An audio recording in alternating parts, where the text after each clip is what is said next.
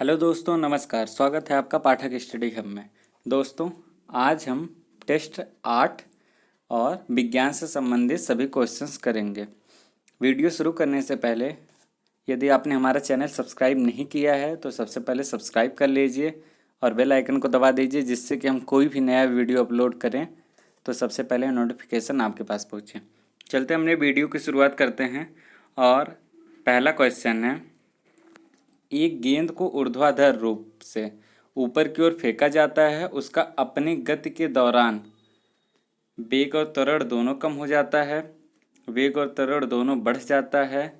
वेग घटता है लेकिन त्वरण बढ़ जाता है। वेग घट जाता है लेकिन त्वरण एक समान रहता है। 4 ऑप्शंस दिए गए हैं। एक गेंद को ऊर्ध्वाधर रूप से ऊपर की ओर फेंका जाता है, उसका अपनी गति के दौरान क्या होगा?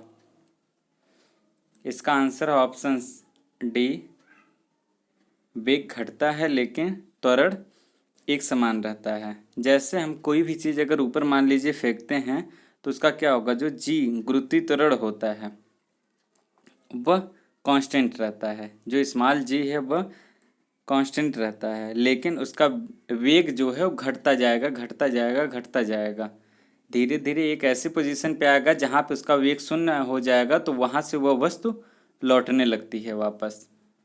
पहले तो आप वेग से फेंकते हैं, जितना वेग उसका रहता है, फिर वेग धीरे धीरे घटता जाएगा, जहाँ पे वेग उसका शून्य होगा वहाँ से वह वस्तु वापस फिर लौटने लगती है। ठीक है, लेकिन त्वरण हमेशा एक समान रहता है। चलते हैं अपने अगले क्वेश्चन पे। अगला क्वेश्चन है, यदि वस्तु पर लागू कुल बल शून्य है तो निम्नलिखित में से कौन सा कथन सही है? आपके ऑप्शन है, पहला, वस्तु केवल स्थिर अवस्था में हो सकती है। दूसरा, वस्तु केवल एक समान वेग से गति कर सकती है। तीसरा, वस्तु या तो स्थिर अवस्था में हो सकती है या एक समान वेग से गति कर सकती है। चौथा, वस्तु केवल परिवर्तनशील वेग से गति कर सकती है। आप क्वेश्चंस को ध्यान से पढ़ें। यदि वस्तु पर लागू कुल बल शून्य है तो निम्नलिखित में से कौन सा कथन सही है? यदि बल शून्य है तो हम किसी भी वस्तु पे अगर बल शून्य है तो उस पर कोई परिवर्तन नहीं होगा। अगर वह चल रही है, अगर वह गति अवस्था में हो तो गति में ही रहेगी जब तक उस पर कोई बाह्य बल न लगाया जाए। और अगर वह विराम अवस्था में है तो विराम अवस्था में तब तक रहेगी जब तक उस पर कोई बाह्य बल न लगाया जाए। तो इसका आंसर है ऑप्शन सी, वस्तु या तो स्थिर अवस्था में हो सकती है या एक समान वेग से गति कर सकती है, क्योंकि जब तक हम उस पर बाह्य बल नहीं लगाएंगे तब तक क्या होगा, तब तक उसमें कोई परिवर्तन नहीं होगा वस्तु में। ठीक, अब चलते हैं अब अपने अगले क्वेश्चन पे। अगला क्वेश्चन है, विभिन्न माप और आकार के 4 डिब्बों को एक समान गहराई तक एक ही प्रकार के तरल पदार्थ से भरा जाता है। तो अगर विभिन्न माप के 4 डिब्बे हैं और उनका जो आकार भी हो विभिन्न है, ठीक, अलग अलग है, एक समान गहराई तक एक ही प्रकार के तरल पदार्थ से भरा जाता है, तो क्या होगा? पहला है, प्रत्येक डिब्बे के तल पर तरल पदार्थ द्वारा लगाया गया बल समान होता है। दूसरा, प्रत्येक डिब्बे के तल पर तरल पदार्थ द्वारा लगाया गया समान दबाव जो होगा समान होता है। तीसरा है, सबसे अधिक तल के क्षेत्रफल वाले डिब्बे के तल पर सबसे कम दबाव होता है। और चौथा ऑप्शन है आपका, सबसे अधिक तल के क्षेत्रफल वाले डिब्बे के तल पर सबसे अधिक दबाव होता है। इन चारों में से कौन सा ऑप्शन सही होगा? आपका क्वेश्चन है, विभिन्न माप और आकार के 4 डिब्बों को एक समान गहराई तक एक ही प्रकार के तरल पदार्थ से भरा जाता है। अगर अलग अलग प्रकार के डिब्बे हैं, अगर हम उनको समान गहराई तक, मतलब अगर स्तर जो लो स्तर है उसका वहाँ से लेकर के 2 इंच तक हम कोई तरल पदार्थ भर रहे हैं, सेम तरल पदार्थ चारों डिब्बों में भर रहे हैं, तो उसमें क्या चेंजिंग होगी? इसका आंसर है ऑप्शन बी, प्रत्येक डिब्बे के तल पर तरल पदार्थ द्वारा लगाया गया दबाव समान होता है। क्यों होगा? क्योंकि तरल पदार्थ जो है वो सेम है। अगर उसके ऊपर कितनी भी बड़ी सतह हो, अगर उसकी ऊंचाई उतनी ही है जितनी हर डिब्बों में है, तो उसके द्वारा जो दबाव लगाया जाएगा वो जो है वो बराबर ही होगा। ठीक है, चलते हैं हम अपने अगले क्वेश्चन की तरफ। अगला क्वेश्चन है वाट सेकेंड किसकी इकाई है? ऑप्शन है आपके बल, गति, शक्ति, ऊर्जा। वाट सेकेंड किसकी इकाई है? ऑप्शन है बल, गति, शक्ति, ऊर्जा। तो इसका आंसर है ऑप्शन डी, ऊर्जा। ऊर्जा की जो इकाई होती है वह जूल होती है, और जूल को अगर हम उसे अलग अलग देखें तो वाट बराबर क्या होता है? वाट बराबर होता है जूल बटे सेकंड, जूल बटे सेकंड। और जब सेकंड यहाँ पे जाएगा तो क्या होगा? वाट इंटू सेकंड, मतलब और बराबर जूल हो जाएगा। तो ऊर्जा की जो इकाई होती है वो जूल होती है, तो वाट सेकंड बराबर क्या हुआ? ऊर्जा ही होगा। ठीक है, चलते हैं हम अपने अगले क्वेश्चन पे। अगला क्वेश्चन है एक अनुदैर्ध्य ध्वनि तरंग में माध्यम के कण गति करते हैं। ऑप्शन है आपके अपनी विराम अवस्था के आगे पीछे, विक्षोभ के संचरण की दिशा के समानांतर दिशा में। ऑप्शन बी है अपनी विराम अवस्था से आगे पीछे, विक्षोभ के संचरण की दिशा के लंबवत दिशा में। ऑप्शन सी है एक स्थान से अन्य स्थान पर विक्षोभ के संचरण की दिशा के समानांतर दिशा में। ऑप्शन डी है एक स्थान से अन्य स्थान पर विक्षोभ के संचरण की दिशा के लंबवत दिशा में। आप लोग क्वेश्चन को ध्यान से पढ़ें, पूरा टाइम दे रहे हैं, आंसर अच्छे से करें। क्वेश्चन है एक अनुदैर्ध्य ध्वनि तरंग में माध्यम के कण गति करते हैं। तो इसका आंसर है ऑप्शन ए अपनी विराम अवस्था से आगे पीछे विक्षोभ के संचरण की दिशा के समानांतर दिशा में। ये हमेशा क्या होते हैं? देखिए, अनुदैर्ध्य ध्वनि तरंगे जब किसी माध्यम में चलती हैं तो इनके कणों की जो गति है दिशा माध्यम के कणों की कंपन की दिशा के समानांतर ही होती है, इसलिए हमेशा संचरण की दिशा के समानांतर दिशा में ही गति करते हैं। ठीक, चलते हैं हम अपने अगले क्वेश्चन पे। अगला क्वेश्चन है एक गेंद को एक समतल दर्पण के सामने 40 सेंटीमीटर की दूरी पर रखा गया है। गेंद और प्रतिबिंब के बीच की दूरी कितनी होगी? आपके ऑप्शन है 40 centimetre, 80 centimetre, 120 centimetre, 160 centimetre. Answer दें आप लोग। एक गेंद को एक समतल दर्पण के सामने 40 सेंटीमीटर की दूरी पर रखा गया है, गेंद और प्रतिबिंब के बीच की कितनी दूरी होगी? तो इसका आंसर है ऑप्शन बी 80 सेंटीमीटर।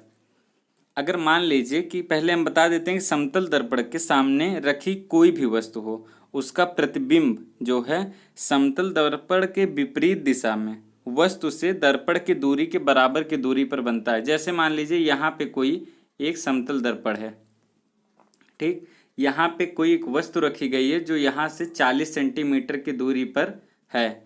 अगर इसका जो प्रतिबिंब बनेगा ये भी 40 सेंटीमीटर की दूरी पर बनेगा, यहाँ पे प्रतिबिंब मान लीजिए बन रहा है, तो वस्तु और प्रतिबिंब की बीच की दूरी जो है ओवरऑल कितनी होगी? 80 सेंटीमीटर। और यही पूछा गया है गेंद और प्रतिबिंब के बीच की दूरी कितनी होगी, तो इसका आंसर होगा 80 सेंटीमीटर।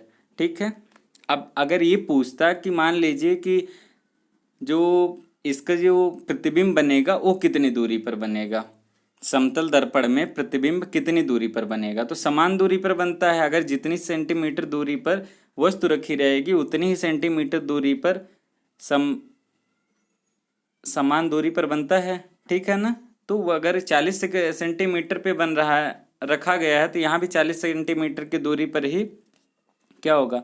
वस्तु का जो प्रतिबिंब है वह बनेगा। लेकिन वस्तु से पूछा गया इसलिए 80 सेंटीमीटर। अगर ये पूछा जाता कि समतल दर्पण के अंतर्गत कितना बनेगा तो 40 सेंटीमीटर आंसर आता। ठीक है, चलते हैं अगले क्वेश्चन पे। अगला क्वेश्चन है उस दृष्टि दोष को क्या कहते हैं जिसके कारण एक व्यक्ति निकट की वस्तुओं को स्पष्ट रूप से देखने में असमर्थ होता है? ऑप्शन है आपके मायोपिया, हाइपरमेट्रोपिया, प्रेसोयोपिया और एस्टिग्मेटिज्म। जब व्यक्ति निकट की वस्तुओं को स्पष्ट रूप से देखने में समर्थ होता है और दूर की वस्तु आराम से देख लेता है। ठीक है, जब निकट की वस्तुएं वह स्पष्ट रूप से नहीं देख पाता और दूर की वस्तुएं वह एकदम अच्छी तरीके से देख लेता है तो उसे दूरदृष्टि दोष कहते हैं।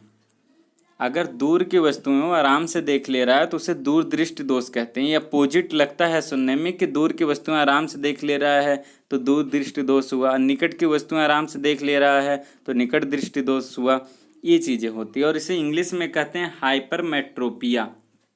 हाइपरमेट्रोपिया जो है वह दूरदृष्टि दोष का ही इंग्लिश शब्द है और ये जब किसी एक व्यक्ति के निकट वस्तुओं को स्पष्ट रूप से न देख पाना हाइपरमेट्रोपिया कहलाता है। ठीक है, और इसमें जो प्रयोग होता है, जो लेंस प्रयोग होता है, जैसे मान लीजिए किसी को अगर ये बीमारी है और डॉक्टर के पास वो जाता है तो उसमें उत्तल लेंस का प्रयोग किया जाता है। उत्तल लेंस का उपयोग आँखों पर उनके करते हैं। ठीक है, और इसको जो लेंस क्षमता है वो घटती जाती है हमेशा और इसकी जो प्रतिबिंब है रेटिना के पीछे बनता है। इसका प्रतिबिंब हमेशा रेटिना के पीछे बनता है। ठीक, चलते हैं अब अपने अगले क्वेश्चन पे। अगला क्वेश्चन है, तारों का टिमटिमाना वायुमंडली का एक परिणाम है। आपके ऑप्शन है परावर्तन, अपवर्तन, प्रकीर्णन, प्रक्षेपण। तारों का टिमटिमाना वायुमंडली का एक परिणाम है परावर्तन, अपवर्तन, प्रकीर्णन जिसको इंग्लिश में स्कैटरिंग कहते हैं और परिक्षेपण जिसको डिस्पर्जन कहते हैं। जो वर्ड हार्ड है उनका हमने इंग्लिश लिखने की कोशिश की है। ठीक है, तो आप लोग आंसर दें, तारों का टिमटिमाना वायुमंडल का क्या है। ठीक, तो इसका आंसर है ऑप्शन बी, अपवर्तन। जो रात्रि के समय प्रकाश के अपवर्तन के कारण ही जो तारे हैं वो टिमटिमाते हैं। जब प्रकाश तारों से चलता है तो वह वायुमंडल में वायु के विभिन्न परतों के से लगातार अपवर्तन होता है। चूँकि वायु की परतें स्थिर नहीं होती हैं इसलिए हमें तारों का भिन्न भिन्न समयांतराल में भिन्न भिन्न स्थिति दिखाई देती है, तो हम लोगों को लगता है कि तारे टिमटिमा रहे हैं। ठीक है, ये अपवर्तन के कारण ही होता है। अब चलते हैं अपने अगले क्वेश्चन पे। अगला क्वेश्चन है हमारा, 2 एम्पियर की विद्युत धारा जो 10 ओम के प्रतिरोध से 20 मिनट के लिए प्रवाहित होती है। प्रतिरोध से 1 सेकंड में प्रवाहित होने वाले आवेश की मात्रा है 2C, 4C, 20C और 40C। क्या होगा अगर 2 एम्पियर की विद्युत धारा जो है 10 ओम के प्रतिरोध से 20 मिनट के लिए प्रवाहित होती है, तो प्रतिरोध से 1 सेकंड में प्रवाहित होने वाले आवेश की मात्रा क्या है। इसको अगर हम लोग सॉल्व करें तो 2 एम्पियर की धारा अगर 20 मिनट्स मतलब 1200 सेकेंड, क्योंकि यहाँ पे सेकंड में आंसर दिया गया है, पूछा गया है, तो फिर हम सेकंड में इसे कन्वर्ट कर लेते हैं। तो हम ये देख लेते हैं कि 2400 कूलाम। कूलाम बराबर क्या होता है, कूलाम इक्वल टू होता है I इंटू टी। ठीक है, तो 2 एम्पियर इंटू 1200 सेकेंड यहाँ पे हो गया, तो ओवरऑल आया 2400 कूलाम। ठीक है, लेकिन इसे सेकंड में पूछा गया है, तो 2400 को अगर हम 1200 से सेकंड से भाग दे देंगे तो आंसर आएगा 2C, जो कि ऑप्शन ए सही है।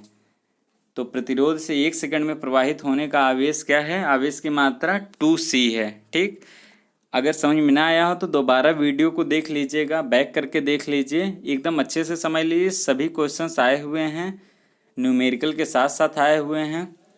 ठीक है, देखिए कंपटीशन का मेन मोटिव ये होता है कि उन क्वेश्चंस को कभी मत छोड़िए जो क्वेश्चन कोई नहीं छोड़ रहा है, लेकिन उन क्वेश्चंस पे भी कोशिश करिए अच्छे से जो कोई नहीं कर रहा है, क्योंकि वही क्वेश्चन आपको आगे लेके जाते हैं। जब कई लोग उसे छोड़ते हैं और आप करते हैं तो आप प्लस पॉइंट वहीं पे बनाते हैं। ठीक है, चलते हैं अब अपने अगले क्वेश्चन पे। अगला क्वेश्चन है, एक मोटर एक ऐसा उपकरण है जो रूपांतरित करता है, मतलब परिवर्तित करता है, यांत्रिक ऊर्जा को विद्युत ऊर्जा में, विद्युत ऊर्जा को उष्मा ऊर्जा में, उष्मा ऊर्जा को यांत्रिक ऊर्जा में और विद्युत ऊर्जा को यांत्रिक ऊर्जा में। आंसर दें आप लोग, मोटर का काम क्या होता है। तो इसका आंसर ऑप्शन डी, विद्युत ऊर्जा को यांत्रिक ऊर्जा में। मोटर जो है विद्युत ऊर्जा को मोटर किससे, लाइट से चलता है और यांत्रिक ऊर्जा में परिवर्तन करता है। जैसे किसी प्रकार का मोटर हो, ठीक है ना, जैसे चक्की पीसने वाला भी मोटर होता है, लाइट से जब चलता है वो, तो क्या यांत्रिक ऊर्जा को उत्पन्न करता है जिससे कि चक्की चलती है। पानी निकालने वाला अगर मोटर है तो लाइट से चलेगा और पानी निकालने का काम करता है, यांत्रिक ऊर्जा में परिवर्तन करता है। और यहाँ पे जो यांत्रिक ऊर्जा को विद्युत ऊर्जा में है, ये जो है डायनमो का काम होता है। डायनमो तेजी से चलता है और यांत्रिक ऊर्जा को विद्युत ऊर्जा बना करके काम करता है, ठीक है ना। अब चलते हैं अपने अगले क्वेश्चन पे। अगला क्वेश्चन है, जीवाश्म विज्ञानी पैलेंटोलॉजिस्ट कौन होता है। इसके ऑप्शंस हैं fossils, rock and minerals, plant structure, animal physiology. जीवाश्म विज्ञानी किसका अध्ययन करते हैं, जीवाश्म विज्ञानी का अध्ययन जो करता है वो क्या, मतलब किस चीज़ का अध्ययन करता है। जो पैलेंटोलॉजिस्ट होता है वो किस चीज़ का अध्ययन करता है, fossils, rock and minerals, plant structure, animal physiology. तो इसका आंसर है ऑप्शन ए, फॉसिल्स। फॉसिल्स मतलब अगर हम ये कहें कि जीवाश्म जो होते हैं, जो विज्ञान की वह शाखा जिसके अंतर्गत जीवाश्मों का अध्ययन किया जाता है, जीवाश्म विज्ञान कहलाता है।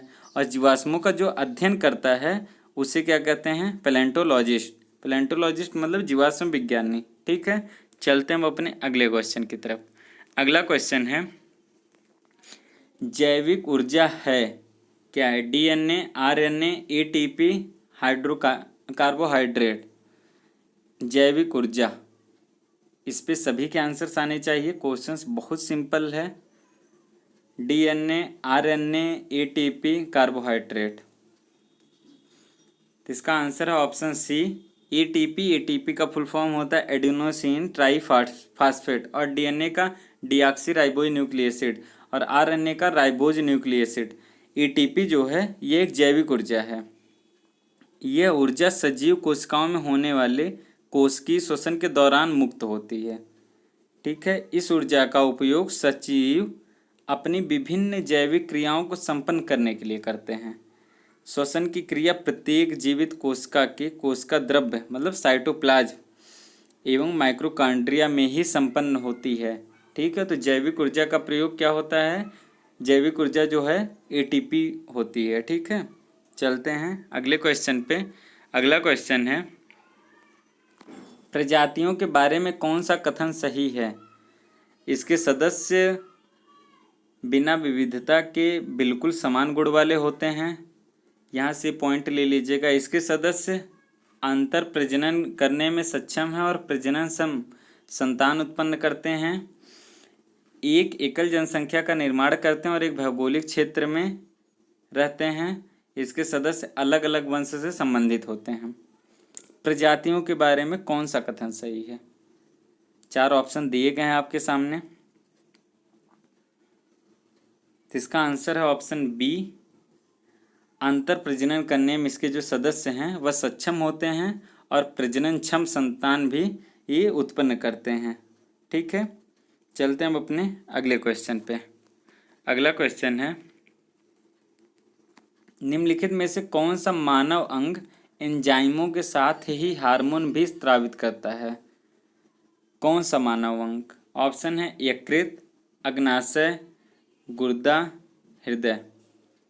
यकृत को अगर हम इंग्लिश में कहें तो लीवर, पैंक्रियाज अग्नाशय को, ठीक है, गुर्दा को किडनी और हृदय को हार्ट। तो क्या कौन सा अंग है जो एंजाइम और हार्मोन दोनों स्रावित करता है।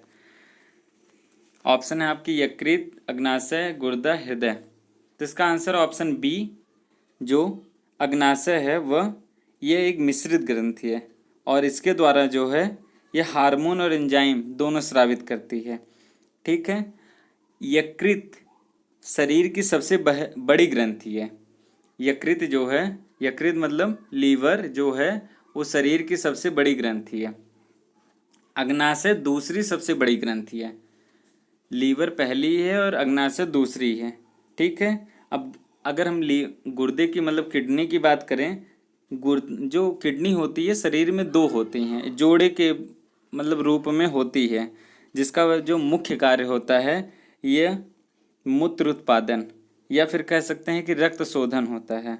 और इसके द्वारा इलेक्ट्रोलाइट, क्षार, अम्ल संतुलन और रक्तचाप का नियमन होता है। इसमें जो मुख्यतः यूरिया और अमोनिया होती है। जो मूत्र उत्पादन होता है उसमें क्या होती है, यूरिया और अमोनिया। हार्ट की अगर हम बात करें तो हार्ट जो है यह एक पेशीय अंग है जो सभी कशेरुकी जीवों के आवृत, जैसे तालबद्ध संकुचन, तालबद्ध मतलब इसके अंदर से लव डब की आवाज़ भी आती है। ठीक है, तो जो कपाट उसके खुलते हैं बंद होते हैं, खुलते हैं बंद होते वही आवाज़ आती है। एसएससी में पूछा भी गया है क्वेश्चन कि हृदय से कौन सी आवाज़ आती है। ठीक है, तो इसका आंसर है लव डब की। तो ये तालबद्ध संकुचन के द्वारा रक्त का प्रवाह शरीर के सभी भागों तक पहुंचाता है, यह हृदय का काम है। तो इसका आंसर है ऑप्शन बी, अग्नाशय। अग्नाशय एक ऐसा है जो एंजाइम और हार्मोन दोनों का श्रावण करता है। ठीक, अगले क्वेश्चन पे चलते हैं। अगला क्वेश्चन है, हृदय एक ऊतक से बना है जो इस लयबद्ध ढंग से सिकुड़ा और शिथिल करता जाता है। यह ऊतक किस प्रकार का होता है? ऑप्शन है आपके, ऑप्शन ए वाहिका एपिथेलियल, दूसरा है संयोजी कनेक्टिव, तीसरा है मांसपेशी मस्कुलर और चौथा है डी तंत्रिका तंत्र। तो इसका आंसर है ऑप्शन सी। अभी हमने पिछले क्वेश्चन में ही जब हृदय के बारे में मैंने बताया है तो मैंने आपको बताया है कि यह एक पेशीय अंग है। एक पेशीय अंग का मतलब ये है कि वह एक पेशी से ही बना हुआ है। ठीक है, और इसके बारे में हमने अभी हृदय के बारे में पीछे बताया ये पिछले क्वेश्चन में। तो अब हम अगले क्वेश्चन पे चलते हैं। अगला क्वेश्चन है, पौधों की पत्तियों का हरा रंग किस वर्णक की उपस्थिति के कारण होता है? पौधों की पत्तियों का हरा रंग किस वर्णक की उपस्थिति के कारण होता है? ऑप्शन है जैंथोफिल, मिलेनिन, क्लोरोफिल, हीमोग्लोबिन। पत्तियों का हरा रंग किस वर्णक की उपस्थिति के कारण होता है? आंसर आपके जैंथोफिल, मिलेनिन, क्लोरोफिल, हीमोग्लोबिन। तो इसका आंसर है ऑप्शन सी, क्लोरोफिल। क्लोरोफिल के द्वारा जो पत्तियों का हरा रंग होता है। क्लोरोफिल को जैसे पर्णहरित, हिंदी में हरित लवक भी कहा जाता है। ठीक है, यह प्रोटीन युक्त रासायनिक यौगिक है। यह जैसे किसी भी पेड़ के पत्तों को हरे रंग का जो बनाता है इसी के कारण होता है। ठीक है, यह प्रकाश संश्लेषण का भी मुख्य घटक होता है। इसे फोटोसिंथेसिस पिगमेंट भी कहते हैं। इसका गठन कार्बन, ऑक्सीजन, नाइट्रोजन तथा मैग्नीशियम तत्वों से होता है।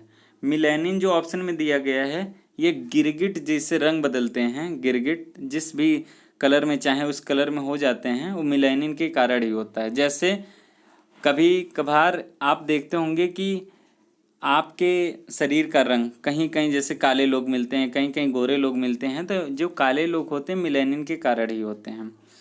बालों का काला रंग अधिकतर मिलेनिन के ही कारण ही होता है। ठीक है, हीमोग्लोबिन जो है ये ब्लड का कलर है, ब्लड इसी के कारण लाल होता है, हीमोग्लोबिन। ठीक है, चलते हैं अब अपने अगले क्वेश्चन पे।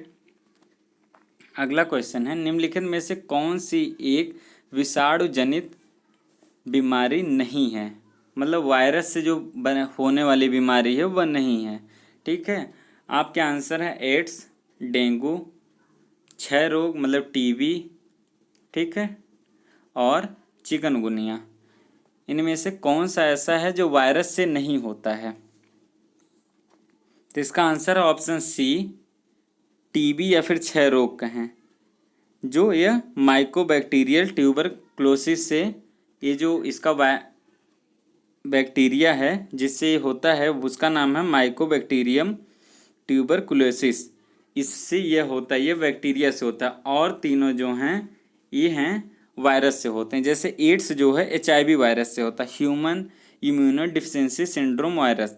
ठीक है, और डेंगू जो है वह फ्लेवी अर्बो वायरस से होता है।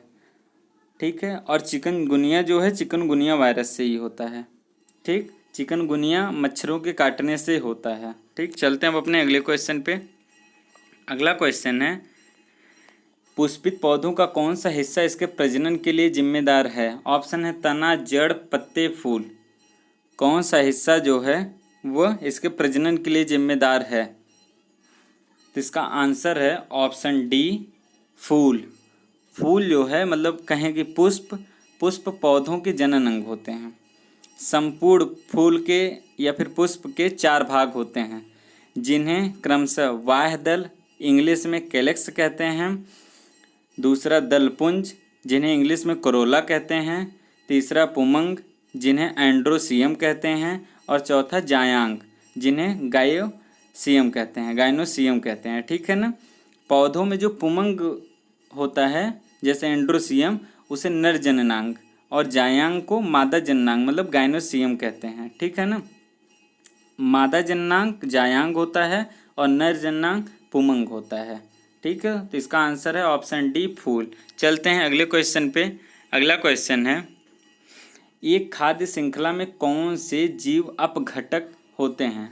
ऑप्शन है आपके जीवाणु और कवक, प्रोटोजेवा और शैवाल, लाइकेन और फर्न, पौधे और जंतु। आंसर आप लोग दें। कौन से खाद्य श्रृंखला में कौन से जीव अपघटक होते हैं?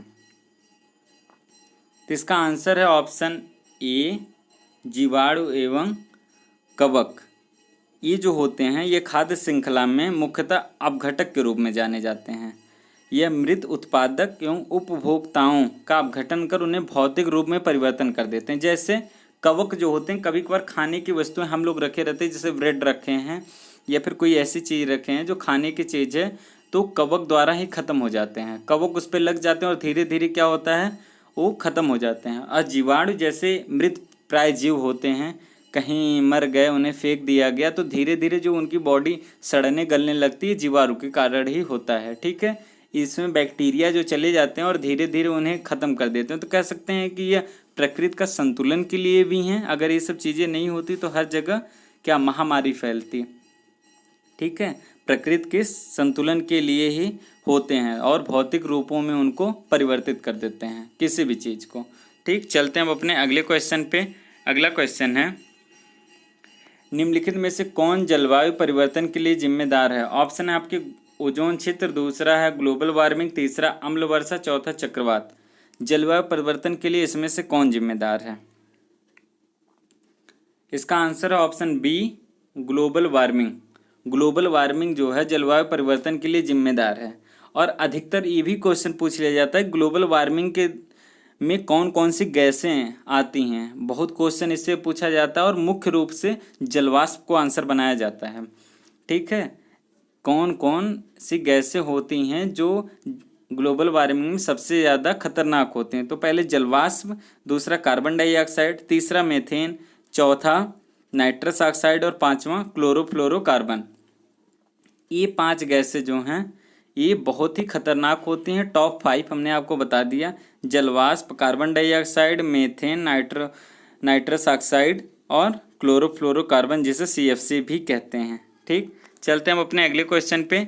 अगला क्वेश्चन है, निम्नलिखित में से कौन से मिश्रण में से उसके घटकों को एक प्रक्रिया से अलग किया जा सकता है जिससे पानी मिलाना, आयलोन मतलब स्टीयरिंग मतलब उन्हें घोल देना, ठीक है, और निस्पंदन शामिल होता है। निस्पंदन मतलब छान के निकाल लेना। ठीक है, तो ये कौन सी क्रिया? जैसे सामान्य नमक और चीनी को घोल करके, गेहूं का आटा और चारकोल पाउडर, गेहूं का आटा और गीली मिट्टी, या फिर गेहूं, चीनी और गेहूं का आटा। इनमें से किस प्रक्रिया से अलग किया जा सकता है?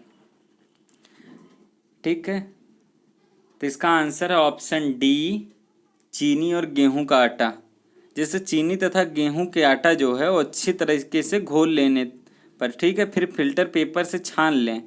छान लेने से फिल्टर पेपर के ऊपर जो है गेहूं का आटा रह जाएगा, जबकि चीनी पानी के घोल के साथ छन जो चली जाएगी, लेकिन आटा जो है वो बचा रहेगा जब हम फिल्टर पेपर से छानेंगे। तो इसमें ऑप्शन आंसर है चीनी और गेहूं के आटे के साथ ही ये हो सकता है। सामान्य नमक और चीनी, नमक तो पानी के साथ चला जाएगा और उसके साथ साथ चीनी भी चली जाती है। ठीक है, अब ऐसा हो सकता है कि जब हम उसे गर्म करें और उड़े तो पानी के साथ नमक चला जाए, लेकिन उसमें थोड़ा मोड़ा मात्रा चीनी के साथ रह ही जाता है।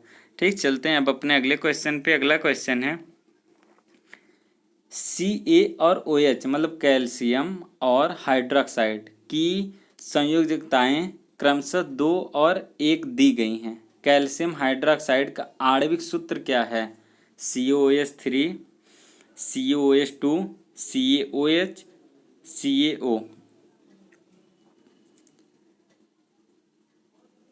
इनकी संयोजकताएं 2 और 1 दी गई हैं। कैल्शियम हाइड्रोक्साइड का आणविक सूत्र क्या हुआ? सिर्फ आणविक सूत्र पूछा और कैल्शियम हाइड्रोक्साइड, तो इसका आंसर है CaOH2, जो कैल्शियम हाइड्रोक्साइड ही होता है। केवल आणविक सूत्र है, आप याद कर सकते हैं। हम आणविक सूत्रों की आपको एक लिस्ट दे देंगे यूट्यूब पे ही, आप उसे ध्यान से देख लीजिएगा। बहुत इंपॉर्टेंट होंगे, जो पिछली बार रेलवे में अधिकतर पूछे भी गए हैं, अन्य एग्जाम भी आए हुए हैं। तो कैल्शियम हाइड्रोक्साइड जो CaOH2 होता है, ठीक है। और इसका जो हिंदी शब्द जैसे होता है वो बुझा हुआ चूना भी इसे कहते हैं। CaOH2 को ही बुझा हुआ चूना भी कहते हैं। ठीक, चलते हम अपने अगले क्वेश्चन पे। अगला क्वेश्चन है जिंक के साथ तनु हाइड्रोक्लोरिक अम्ल की अभिक्रिया होने पर कौन सी गैस उत्पन्न होती है? ऑप्शन है आपके hydrogen, sulphur dioxide, chlorine, carbon dioxide. Zinc के साथ तनु हाइड्रोक्लोरिक अम्ल की अभिक्रिया होने पर कौन सी गैस उत्पन्न होती है? तो जब जिंक के साथ जब हम HCl हाइड्रोक्लोरिक HCl को साथ में ऐड करते हैं तो क्या क्या बनता है? ZnCl2 और H2। H2 मतलब हाइड्रोजन गैस, तो गैस जो बनेगी वो H2 बनेगा, मतलब हाइड्रोजन बनेगा और जिंक क्लोराइड बनेगा। तो गैस पूछा गया है इसलिए हाइड्रोजन इसका आंसर A होगा। ठीक, चलते हैं हम अपने अगले क्वेश्चन पे। अगला क्वेश्चन है निम्नलिखित यौगिकों में से किसका जलीय विलयन नीली लिटमस को लाल कर देता है? ऑप्शन है आपके sodium chloride, copper sulphate, sulphur dioxide gas और सोडियम हाइड्रोक्साइड। तो अगर हम यहाँ पे बात करें, देखिए अनिल, अगर हम कहें अनिल जो है, अनिल मतलब होता है अम्ल, नीली लिटमस को लाल कर देता है। अम्ल जो है वो नीली लिटमस को लाल कर देता है। और छलनी मतलब अगर हम कहें क्षार लाल लिटमस को नीला कर देता है। ठीक है, अब जब जलीय विलयन के साथ मिल रहा है, वह जलीय के साथ मिल रहा है, पहले ही हम देख लें तो यहाँ पे आंसर बनेगा सल्फर डाइऑक्साइड। हम आपको समझाने की भी कोशिश कर रहे हैं। जैसे सल्फर डाइऑक्साइड को हम क्या लिख सकते हैं? SO2, और जलीय विलयन के साथ मतलब H2O, जो जल का आणविक सूत्र होता है वो H2O होता है। और जब इन्हें मिलाया जाएगा तो H2SO3 बनेगा। ठीक है ना, तो ये नीली लिटमस को लाल कर देगा। अभी हमने आपको बताया कि अनिल जो है वह नीली लिटमस को लाल कर देता है। तो हाइड्रो जो सल्फ्यूरस एसिड है H2SO3, ये क्या है? ये अम्ल ही है जो नीली लिटमस को क्या करेगा? लाल कर देगा। तो समझ में आया होगा, आई होप, कि सल्फर डाइऑक्साइड गैस कैसे है आंसर। ठीक है, चलते हैं हम अपने अगले क्वेश्चन पे। अगला क्वेश्चन है और अंतिम क्वेश्चन है एक तत्व की परमाणु क्रमांक और द्रव्यमान संख्या क्रमशः 15 और 31 है, तो उसमें न्यूट्रॉनों की संख्या क्या होगी? ऑप्शन है आपके 16, 15, 31, 46। परमाणु क्रमांक और द्रव्यमान संख्या दोनों क्या हैं? 15 और 31 हैं। तो उनके न्यूट्रॉनों की संख्या आपको बतानी है। ऑप्शन आपके सामने दिए गए हैं। तो इसका आंसर है ऑप्शन A 16। देखते हैं न्यूट्रॉनों की संख्या हम ऐसे फाइंड कर सकते हैं। अगर हम देखें इसे, यहाँ पे देखिए द्रव्यमान संख्या जितना होता है उतना ही परमाणु द्रव्यमान भी होता है। मतलब हम ये कहें परमाणु द्रव्यमान माइनस, अब यहाँ पे देखें हम तो परमाणु क्रमांक जितना है वही होते हैं, उतना परमाणु क्रमांक से माइनस कर देंगे।